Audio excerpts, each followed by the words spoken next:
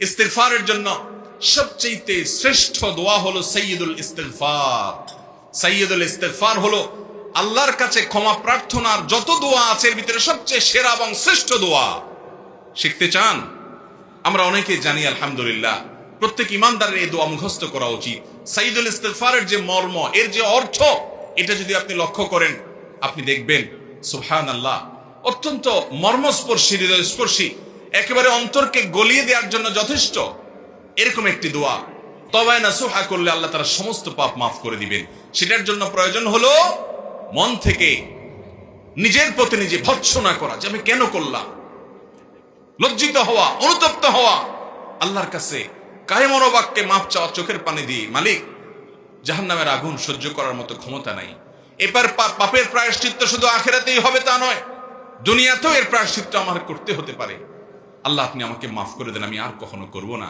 কোরআন কারীমের সূরা নিসার 110 নম্বর আয়াতে আল্লাহ রাব্বুল আলামিন ইরশাদ করেছেন, আউযু বিল্লাহি মিনাশ শাইতানির রাজীম, ওয়া ইয়ামাল সুআন আও ইয়াজলিম নাফসাহু সুম্মা ইয়াস্তাগফিরুল্লাহ ইয়াজিদিল্লাহা গফুরুর রহিমা।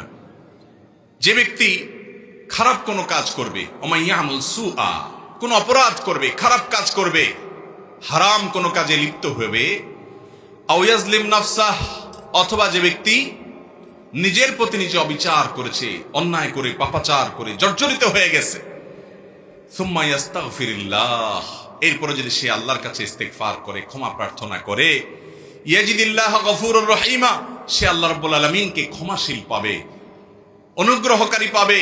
যদি সে আল্লাহর কাছে মাফ চায় চাওয়ার মতো, তো সে দেখবে যে আল্লাহ তাআলা তাকে মাফ করে দিয়েছে, অনুগ্রহ করেছে, রহম করেছে। পৃথিবীর কোন আদালতের কাছে মানুষ যদি অপরাধ স্বীকার করে বলে আমি ভুল হয়েছে, আমাকে মাফ করে দেন, আদালত বা কোনো বিচারক দুনিয়ার বলবে না ঠিক আছে, অপরাধ সন্দেহাতীত ভাবে প্রমাণিত হয়েছে, যেহেতু তিনি অনুতপ্ত হয়েছেন সেজন্য তাকে ক্ষমা করে দেওয়া হলো, এটা দুনিয়ার আদালত বলবে না। কিন্তু আল্লাহ রাব্বুল আলামিন আহকামুল হাকিমিন, বান্দা যত অপরাধ করুক, পাপ করুক, যদি তার কাছে ক্ষমা প্রার্থনা করে, লজ্জিত হয়, অনুতপ্ত হয়, মাথা অবনত করে, নিজেকে ভৎসনা করে, কেন আমি এই কাজ করলাম, এত খারাপ কাজ করলাম, এবং সংকল্প করে না আমার জীবনের রুট এবং মুড পরিবর্তন করব, আমার মোড় আমি চেঞ্জ করে ফেলবো, আমি ভিন্ন রুটে চলবো, আমি তওবা করব, ইস্তিগফার করব, তাকওয়ার পথে চলবো, হারাম পথ ছেড়ে দিব। যদি আল্লাহর কোনো বান্দা মনে মনে এভাবে নিয়ত করেন, কোন যুবক ভাই যদি এরকম প্রতিজ্ঞা করেন যে আমার রুট আমি চেঞ্জ করে ফেলবো, মোড় পরিবর্তন করে ফেলবো, আল্লাহ রাব্বুল আলামিন যত অপরাধ করুক না কেন সকল অপরাধ মাফ করে দিবেন। আল্লাহ বলেছেন লা তাকনাতু মির রাহমাতিল্লাহ, আল্লাহর রহমত থেকে আশাহত হইও না। ইন্নাল্লাহা ইয়াগফিরুয যুনুবা জামিআ, আল্লাহ সকল অপরাধ মাফ করে দিবেন।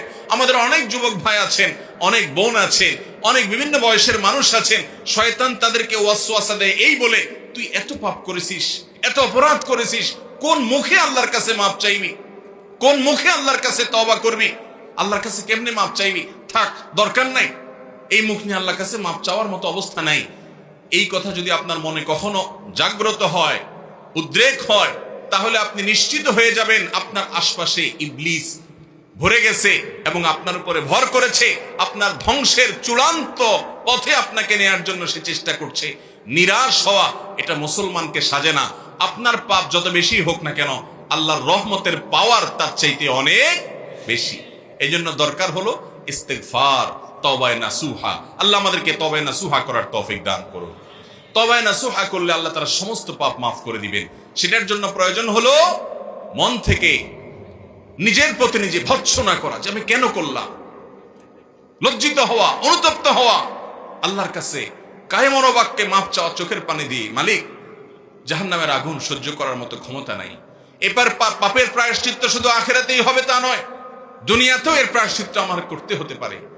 আল্লাহ আপনি আমাকে মাফ করে দেন, আমি আর কখনো করব না। দুনিয়ার আদালত মাফ না করলেও আল্লাহ রাব্বুল আলামিন ওয়াদা করেছেন ইয়াজিদিল্লাহা গফুরুর রহিমা। নিজের প্রতি নিজে অবিচার করার পর, খারাপ কাজ করার পর তওবা করে মাফ চাইলে আল্লাহ তাআলা মাফ করে দিবেন এবং অনুগ্রহ করবেন ইনশাআল্লাহ।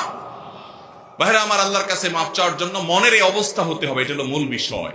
এর পাশাপাশি ইস্তিগফারের দোয়াও নবী করিম সাল্লাল্লাহু আলাইহি ওয়াসাল্লাম শিক্ষা দিয়েছেন। ইস্তিগফারের জন্য সবচেয়ে শ্রেষ্ঠ দোয়া হলো সাইয়্যিদুল ইস্তিগফার। সাইয়্যিদুল ইস্তিগফার হলো আল্লাহর কাছে ক্ষমা প্রার্থনার যত দোয়া আছে এর ভিতরে সবচেয়ে সেরা এবং শ্রেষ্ঠ দোয়া। শিখতে চান? আমরা অনেকে জানি আলহামদুলিল্লাহ, প্রত্যেক ইমানদারের এই দোয়া মুখস্থ করা উচিত। সাইয়্যিদুল ইস্তিগফারের যে মর্ম, এর যে অর্থ, এটা যদি আপনি লক্ষ্য করেন, আপনি দেখবেন সুবহানাল্লাহ, অত্যন্ত মর্মস্পর্শী, হৃদয়স্পর্শী, একেবারে অন্তরকে গলিয়ে দেওয়ার জন্য যথেষ্ট এরকম একটি দোয়া। আল্লাহুম্মা আনতা রব্বি, হে আল্লাহ, আপনি আমার রব, আপনার সাথে আমার সম্পর্ক হলো আমি আপনার গোলাম, আর আপনি আমার পালনকর্তা, আপনি আমার রব, আমি এটা স্বীকারোক্তি করছি। আল্লাহুম্মা আনতা রব্বি লা ইলাহা ইল্লা আন্ত, আল্লাহ আপনি ছাড়া সত্যিকারের কোনো মাবুদ নাই, ইবাদত আর দাসত্ব গোলামি করার উপযুক্ত একমাত্র আপনি, আর কেউ নাই, এই তাওহীদের সাক্ষ্য আমি দিচ্ছি। খালাকতানি, আল্লাহ আপনি আমাকে সৃষ্টি করেছেন, আপনি আমাকে সৃষ্টি করেছেন। ওয়া আনা আবদুক, আমি আপনার গোলাম।